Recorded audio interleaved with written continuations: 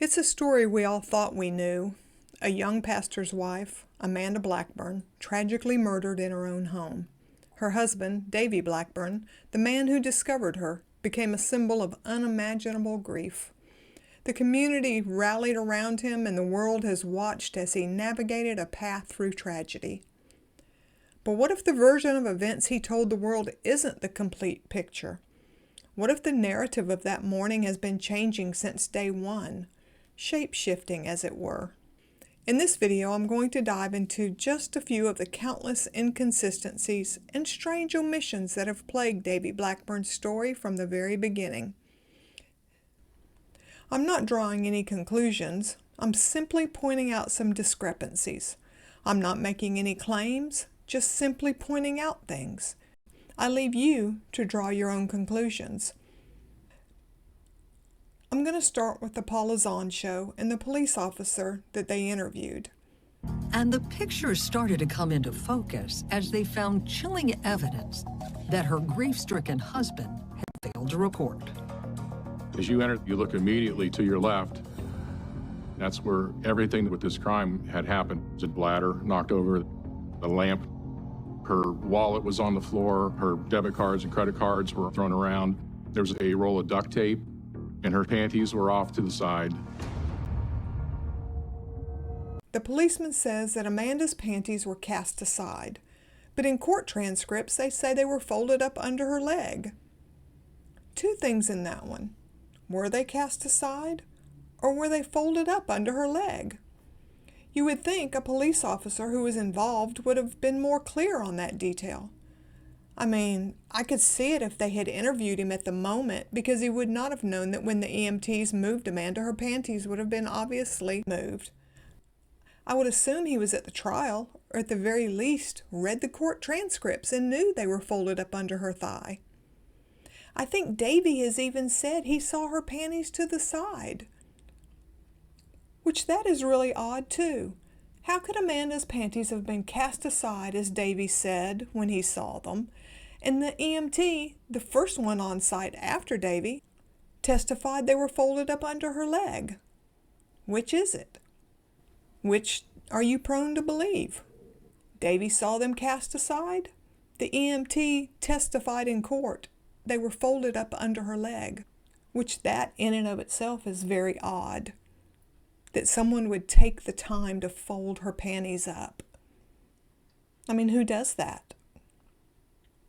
I would not think somebody in a hurry to rob, attempt to rape, whatever they had in mind, I don't think they would have taken the time to fold them up. Do you? Something else Davey said, that the credit cards were strewn all over the place. While I'm waiting for the paramedics, I start noticing these things around the room. Her credit cards strewn out all over the place. Here's a picture. Did these look strewn to you? Scattered? Yeah, I didn't think so either.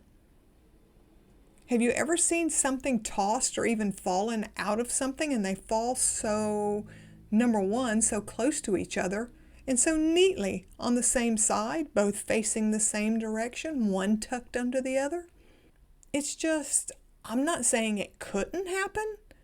It's just very unlikely, at least to me.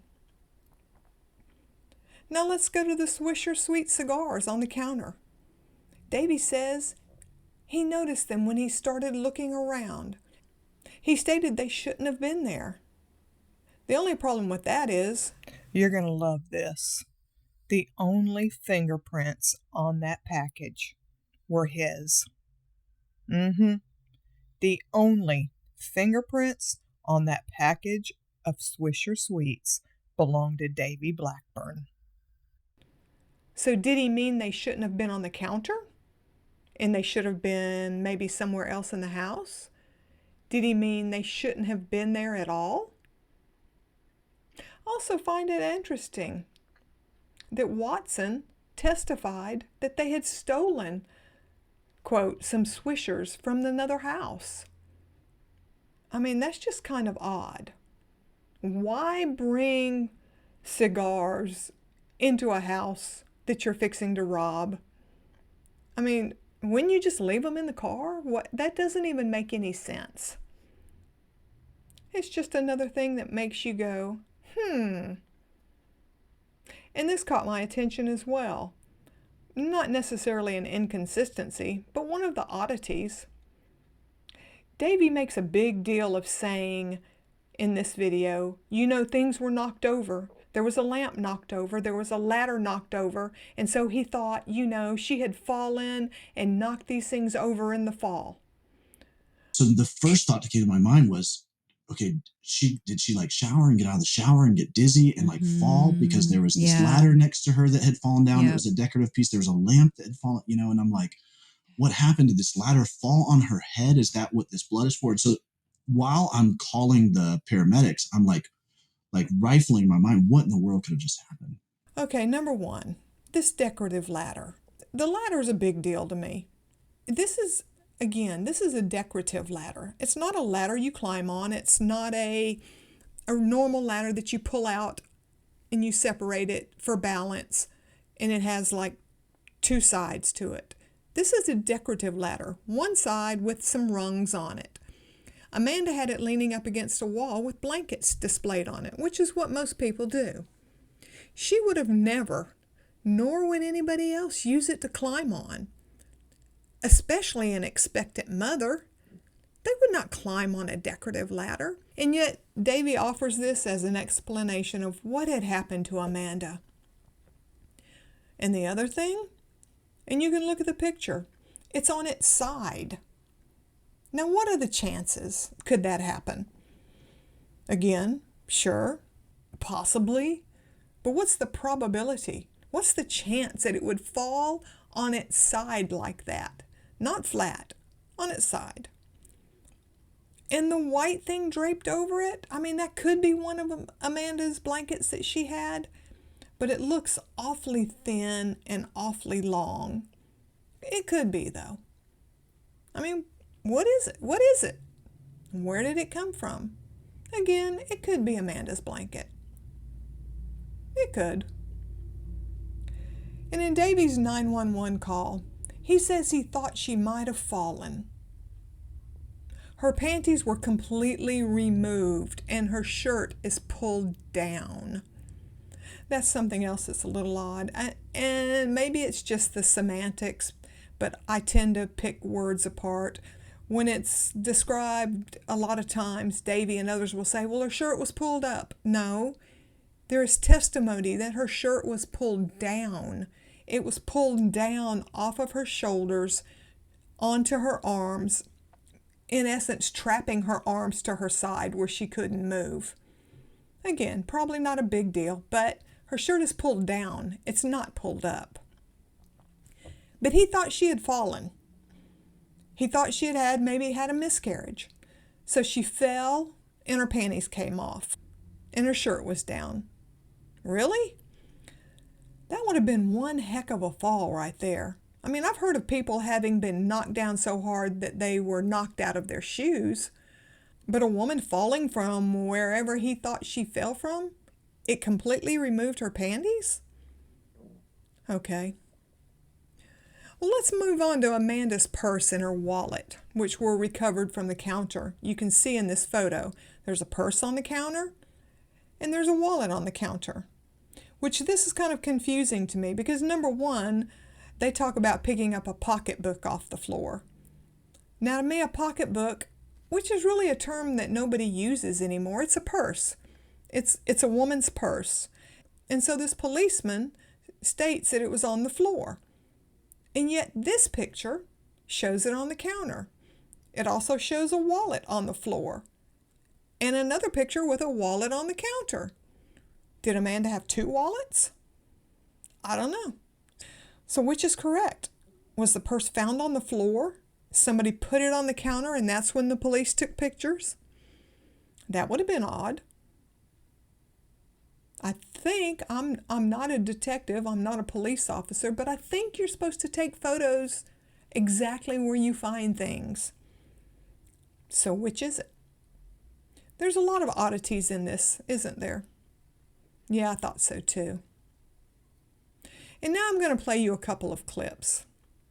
And this one is an interview Davey was doing, and I find it interesting that he specifically says it's an important detail, what he's going to share. He has to point that out like the viewers aren't smart enough to recognize an important detail. No, hear me. He wants to plant that detail in your mind, so that's what you remember. So I would go to the gym to kind of, just get the day started. And I woke up and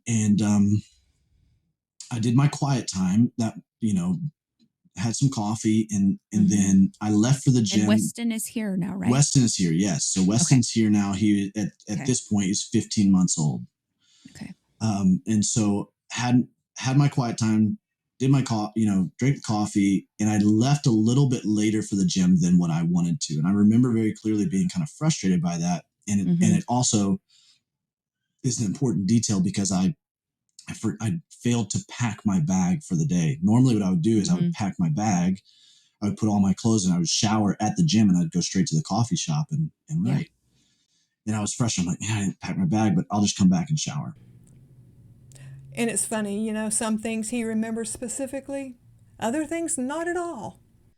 I don't know if anybody who's listening to this has ever been in a situation that's that traumatic, but it feels like in that moment that everything's going in fast motion and in slow motion all at the same time. Ugh. And so I remember certain things very vividly and other things I don't remember at all. Not at all. Yeah. But there are certain details that are extremely clear to me. And I remember clearly dropping my headphones and running to her side. He says he's waiting on paramedics, and he says, quote, "It seemed like an eternity, but it only took 3 minutes." Only 3 minutes. But in that 3 minutes, he had time to call his dad, not tend to his wife, who he says is still breathing. Okay, hear this for yourself. I sat there by her side, and it felt like it took about 3 hours for the paramedics to get there. It turns out it took them 3 minutes. Wow. But it felt like an eternity. And Jamie, honestly, I didn't know, and I'm giving you so many more details than what I normally give people, but I didn't know in that moment, I felt so out of control. I didn't know what to do. And so after I called the paramedics, I called my dad. And it's like there was something, my dad had always just been there for me in a lot of situations. And it was almost like this metaphorical, like I'm reaching out to my heavenly father, right? Like, God, you've got to do something. But the only earthly person that I could think of that could possibly maybe do something in this moment is my dad. Well, my dad lives in North Carolina. So I get him on the phone and I'm like, Dad, I need you to pray. I don't know what's going on. I need you to pray. And then immediately I just like this, like horror comes over me. Like, he can't do anything about this. What am I doing? And so you're in total shock. I'm just in absolute shock. So he said he's in shock and out of it, and yet his voice is completely calm as he talks to 911. 911, what's the case, emergency? Yes, I'm at 2812 Sunnyfield Court, 46228.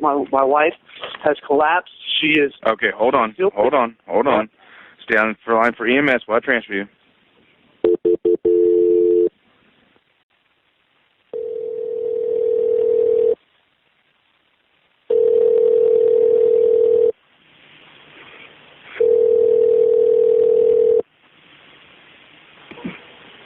Fire and ambulance. What's the address of your emergency? 2812 Sunnyfield Court, 46228. 2812 Sunnyfield Court. I understand that people react in different ways. I do. But this calm when your pregnant wife is lying in a pool of blood around her head? Let me repeat that. The pool of blood was around her head. But he claims he thought she had a miscarriage. I'm not sure that's where the blood would be if she'd had a miscarriage. He also says that he, quote, hears Weston's coos, unquote. I had been hearing Weston's coos. So my mind goes, I know he's fine. So it didn't in any way, to me, seem like there had been like a break-in or something. Okay, number one, you're, quote, in shock, and, quote, you're in a state of panic. but you hear the quiet coos of your son from behind a closed bedroom door on the second floor? We know the door was closed because he said when he looked through the window from the driveway, he was waiting on the door to be open, and if it was open, he would know that Amanda was up attending to Weston. So a door closed a flight above you.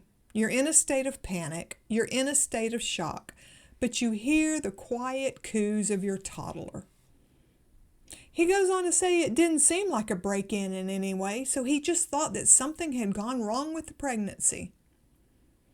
So he's in shock, he's in a state of panic, but he remembers having the thought that he didn't think it was a break-in. Well, no, he knows it's not a break-in. The front door was left unlocked, and he knew it. He left it unlocked.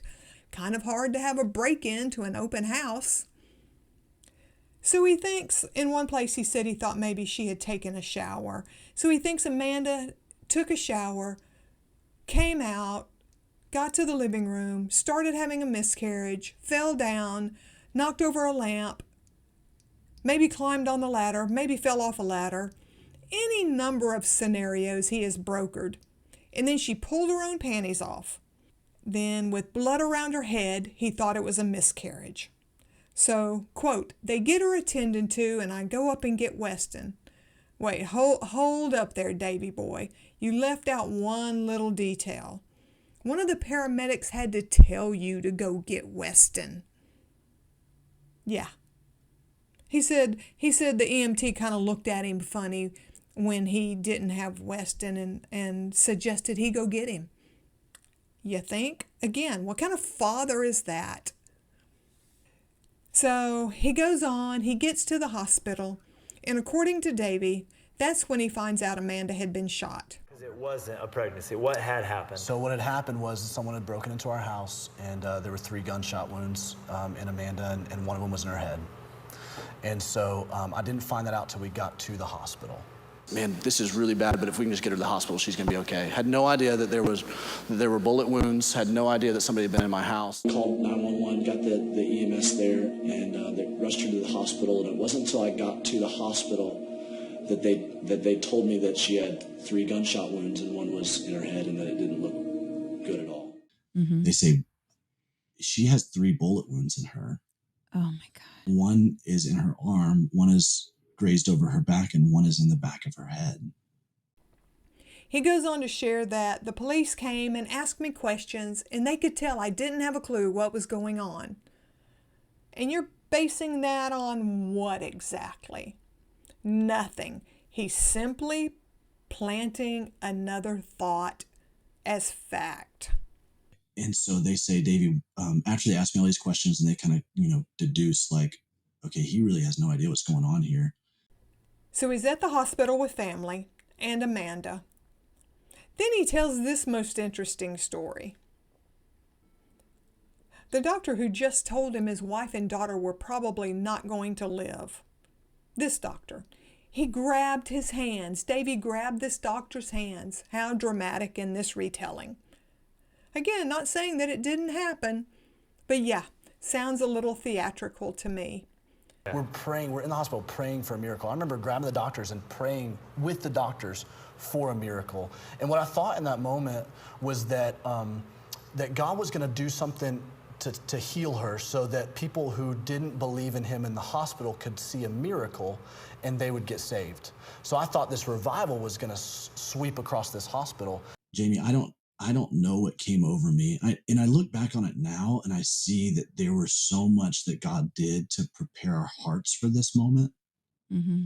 And I'll explain that in just a second, but yeah, it's like there was an infusion of something that happened in that room, this like supernatural thing. And I'm not sure if it was shock or if it was faith or if it was like a combination thereof. I'm not sure where those lines blend in with each other, but right. I grabbed the doctor's hands and I prayed the biggest, boldest prayer of faith that I could muster up. And I said, God, if there are people in this hospital that don't believe in you and they're trusting in science and they're skeptical, and I'm asking you right now that you would do a miracle. If you want to use our family to demonstrate miraculous healing so that people in this hospital would come to know you, were willing to do that, but would you begin to replace brain matter right now back in Amanda's head? Would you heal her body completely and sweep revival across this hospital? He prayed replacing brain matter. That's what he said. Replace brain matter. He said he prayed all that. Who? Who prays like that? This grandiose religious prayer for others when your wife and child are going to die. Oh, don't get me wrong. It sounds great. It sounds oh so spiritual and religious. It sounds so unselfish. And it sounds so phony. He also shares a story about a connection with someone at the hospital, with his new wife, Christy, quote, who I didn't know then, unquote. There were a couple moments in the hospital where we were all worshiping and praying over her before we knew the test results back that were just really sacred moments, very sacred moments. In fact, one of the crazy things about our story is that my wife now, Christy, whom I did not know at the time, but one of her good friends that was in her small group was actually working at the hospital that night. Oh, wow. And texted the entire group and said, you guys pray for this. Now, I knew the pastor of the church that Christy attended. And so so the pastor's wife was also in that small group, and she had already told so there was this text conversation going on among these girls about what was going on in the hospital. And this one girl who was working in the hospital said, guys, I think I'm witnessing revival right now. There's this family up here that is just worshiping, and it's the craziest thing I've ever seen. Why the need to point that out, Davey? To make a point of saying that you didn't know her at that time. I will say there is some speculation about that actually not being true, but I'll just leave that there for another time. Another thing that makes you go, And here's another clip. He glosses right over what he did from waking up at 4:30 and going to the gym. And another clip, he says he woke up about 4:30 and hit the gym up pretty early. The other video says he was irritated because he was getting a late start. And another video where he glosses over the details of leaving and returning. Sunday mornings are my long days, at least during this season of life. And so I'd wake up, go to the gym super early. And so this particular morning, I woke up about 4:30, spent some time in the Word, and just spending some time there, and then grabbed my gym clothes, left for the gym. It was a very normal day at the beginning of it, and I woke up at around 4:30, went and hit the gym up pretty early, and so I left for the gym, got a workout in, and came back. I woke up and I did my quiet time that, had some coffee and then I left for the gym. And Weston is here now, right? Weston is here, yes. So Weston's here now. He at this point is 15 months old. Okay. And so had my quiet time, did my drank the coffee, and I left a little bit later for the gym than what I wanted to. And I remember very clearly being kind of frustrated by that. Talking about returning, he says, quote, honestly, I thought something had gone horrifically wrong with the pregnancy. Walked in my house and found Amanda. And honestly, I think it was by the grace of God that I had no idea what had happened. I honestly thought, she was 3 months pregnant, so I thought that something had gone horrifically wrong with the pregnancy. Panties off, shirt down. Quote, I had no idea. Things just didn't look right, but I was just in a cloud of shock, unquote. Didn't he say before, I began to look around and notice things? So which is it? You didn't know what was going on? You were in a state of shock, in a state of panic, but you looked around and started noticing things? I had no idea that there were bullet wounds, had no idea that somebody had been in my house. Things didn't look right, something was up, but I think I was just in this cloud of shock. Yeah, in that for a moment, long time. You don't take it in. No, it's just you're running on adrenaline and you're going, oh my gosh, we got to do something about this. And so I remember the EMS got there, and I felt completely out of control. So you thought this was a premature birth or some sort of event? Yep, exactly. Thought something was going on. But while I was sitting there with her waiting for the paramedics, my mind was taking snapshots of things that were in the room that were out of place. And so I remember being able to recall that later when the investigators came and asked me about what was going on, you know. You're in total shock. I'm just in absolute shock. But the entire time, too, my brain is taking snapshots of all these things around the room that seem out of place. Truthfully, it felt very out of body. And then this. This really just kind of makes you take a step. Quote, "We talked at the funeral about nothing is wasted." So it's been about 6 months. What's God, and we've talked about this, just you and I, but share some things that God's teaching you in this season. I mean, this is not one of the themes that we talked about at the funeral, and we've talked about is nothing is wasted. Nothing. Yeah. And so talk to us about that.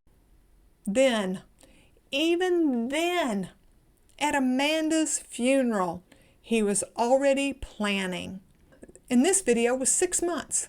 6 months after Amanda was murdered, and he is already heavily laying the groundwork for nothing is wasted. This video is 9 months later. And he remembers specifically, quote, "For some reason, praying over the protection of my family," unquote. So this particular morning, I woke up about 4:30, spent some time in the Word. I remember sitting there at my couch and just for some reason had this sense of just praying over the protection of my family. And just, Lord, you know, please protect Amanda, please protect little Evie, make this pregnancy healthy. And then he leaves the door unlocked, knowing there had been robberies in the area. This is the kind of husband and father you are, Davey? Okay, I think this might be a good place to wind this episode up. I am definitely not through looking at the, "You said what, Davey?" But that is for the next one. So if you've enjoyed this one and are looking forward to the next episode, please give me a thumbs up, hit that subscribe button, turn on the notifications, and be here for the next episode of the Amanda Blackburn case. And don't forget, never be afraid to look beneath the collar.